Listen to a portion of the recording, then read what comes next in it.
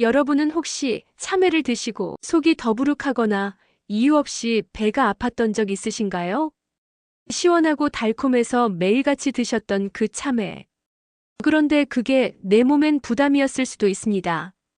앞선 영상에서는 참외의 건강 효과와 섭취법에 대해 알려드렸었죠. 하지만 오늘은 그 반대 이야기입니다. 좋은 줄만 알았던 과일 참외, 누구에게는 오히려 피해야 할 음식일 수 있다는 사실. 오늘은 그 진짜 이유를 하나씩 짚어드리겠습니다.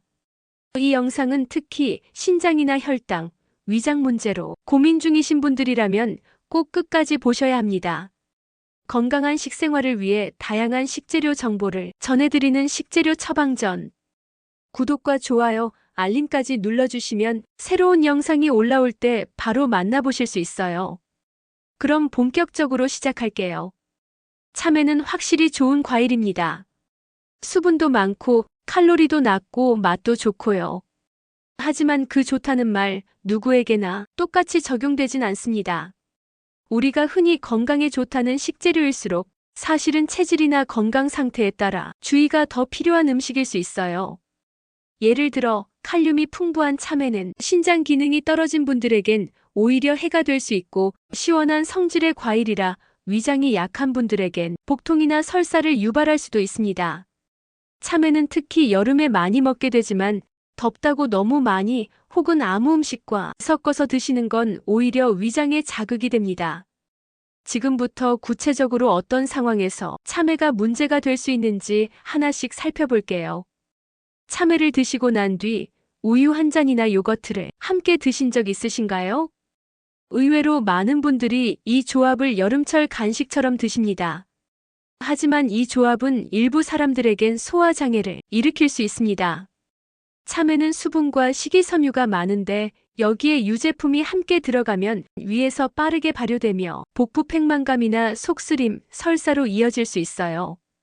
특히 위장 기능이 약한 시니어 혹은 유당불내증이 있는 분들은 이 조합을 반복하면 만성적인 소화불량으로 이어질 수 있습니다.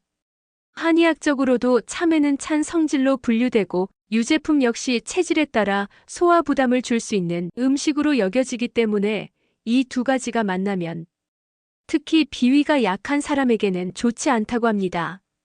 또한 장내 가스를 유도하거나 장내 세균총의 균형을 무너뜨릴 수 있다는 의견도 있습니다.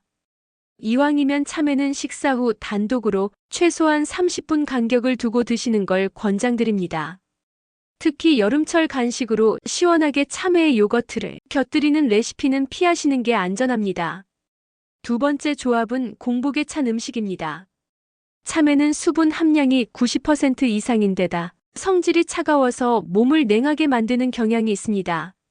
이런 과일을 공복 상태에서 또는 냉장고에서 꺼내자마자 드신다면 시원하고 기분 좋지만 위장에는 부담이 될 수 있습니다.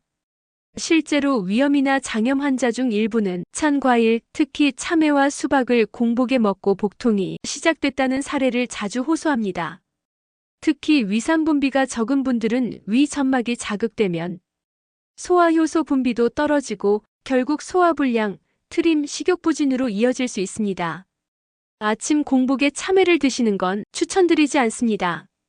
시니어 분들은 위 점막이 얇고 민감한 경우가 많기 때문에 식전보다는 식사 후 실온에 두었다가 드시는 방식을 추천드립니다.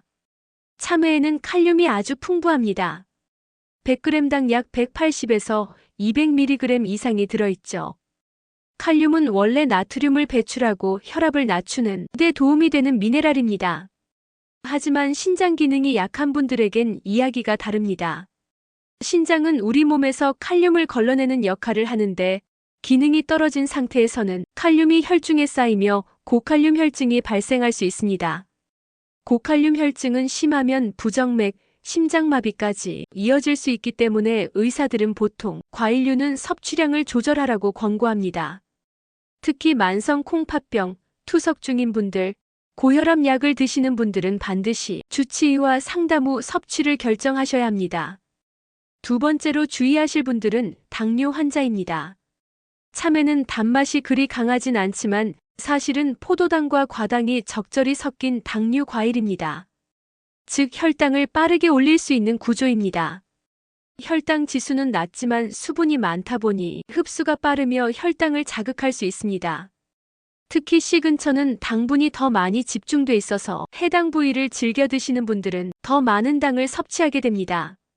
식후 디저트로 34쪽 정도 드시는 것이 적당하며 과일만 단독으로 드시지 말고 단백질 식품과 함께 섭취하시면 혈당 상승을 조절하는 데 도움이 됩니다. 고혈압 약을 드시는 분들 중에는 칼륨 보존 이뇨제를 함께 복용하는 경우가 많습니다. 이럴 경우 참외 섭취가 혈중 칼륨 수치를 더 높일 수 있어 주의가 필요합니다. 위산 억제제를 복용 중인 분들은 위 점막이 민감해진 상태입니다. 이때 찬 참외를 공복에 섭취하면 위장장애나 속쓰림, 복부 불쾌감을 유발할 수 있습니다. 또한 위산이 줄어든 상태에서 섬유질 많은 과일을 먹게 되면 위 속 음식물 배출이 느려져 소화불량으로 이어질 수 있습니다. 약을 드시는 분들은 참외를 드시기 전후로 1시간 이상 간격을 두는 것이 안전합니다. 그렇다면 참외를 어떻게 먹어야 더 안전하고 건강하게 즐길 수 있을까요? 공복엔 피하세요. 식후 디저트나 간식으로 드시면 위장 부담을 줄일 수 있어요. 특히 아침에 배가 비어 있을 때 시원한 참외를 바로 먹는 습관은 위 점막을 약하게 만들 수 있습니다. 공복에는 위산이 직접 점막을 자극하고 있는데 이때 찬 과일이 들어가면 위장 내 환경이 급격히 흔들리며 복통이나 소화장애가 유발될 수 있습니다. 실온 또는 차가운 물에 담궜다 꺼낸 상태가 좋아요. 너무 차가운 상태 그대로 먹지 마세요. 위장을 급격히 식히는 건 피하셔야 합니다. 냉장 보관한 참외는 꺼낸 뒤 10에서 15분 정도 실온에 둬서 차가운 기운을 조금 날려주는 것이 좋습니다. 혹은 찬물에 잠깐 담궈두는 것도 방법입니다. 하루 1개 이하 1회 섭취량은 4개에서 6조각 이내로. 특히 신장 질환자나 당뇨병이 있으신 분들은 의사와 반드시 상의해 주세요. 무조건 많이 먹는 것이 좋은 것이 아니라 내 몸 상태에 맞게 적절히 조절하는 것이 더 중요합니다. 씨는 제거하고 껍질은 적당히 남기세요. 씨 주변에 당분이 더 집중되어 있고 껍질은 식이섬유가 풍부하지만 너무 두껍게 드시면 위에 부담이 될 수 있습니다. 껍질을 너무 많이 벗기면 아삭한 식감과 함께 건강에 좋은 성분도 함께 사라지고 반대로 너무 두껍게 드시면 소화에 방해가 될 수 있습니다. 다른 음식과 섞지 말고 단독 섭취를 기본으로. 요거트, 우유, 꿀 등과의 조합은 일단 피하고 단독 섭취하는 것이 안전합니다. 더불어 참외와 함께 짠 음식이나 지방이 많은 음식, 예를 들면 삼겹살, 치즈 등을 곁들이는 것도 피하셔야 합니다. 이런 조합은 위장에 과부하를 줄 수 있고 당분과 지방의 결합은 혈당 관리에도 부정적 영향을 줍니다. 껍질과 씨를 활용한 조리법도 주의해서 선택하세요. 참외 장아찌나 참외청처럼 껍질까지 활용한 레시피는 좋은 방법이지만 이 경우 설탕이나 염분이 많이 들어가는 방식은 주의가 필요합니다. 특히 고혈압이 있으신 분들은 절임류보다는 날로 간단히 드시는 편이 더 좋습니다. 약 복용 중이라면 반드시 시간 간격을 지키세요. 이뇨제, 혈압약, 위장약 등을 복용 중이라면 참외 섭취는 약 복용 전후로 1시간 이상 간격을 두는 게 안전합니다. 복용 시간표를 정해두고 참외 섭취는 그 사이에 간식처럼 드시는 게 좋습니다. 이처럼 약간의 주의만 기울이면 참외는 여전히 여름철 훌륭한 식재료가 될 수 있습니다. 여름이면 꼭 먹게 되는 참외. 시원하고 달콤해서 매일같이 드셨던 그 한 조각. 사실은 내 건강 상태에 따라 조심해야 할 수도 있다는 사실, 오늘 처음 아신 분들도 계실 겁니다. 하지만 걱정하지 마세요. 조심해서 먹으면 여전히 좋은 과일입니다. 오늘 영상이 도움이 되셨다면 좋아요와 구독, 알림 설정까지 부탁드리고요. 앞선 영상인 참외의 효능편도 함께 보시면 이 과일을 더욱 똑똑하고 건강하게 즐기실 수 있을 거예요. 식재료 처방전, 다음 편에서는 또 다른 여름 식재료로 찾아뵙겠습니다. 감사합니다.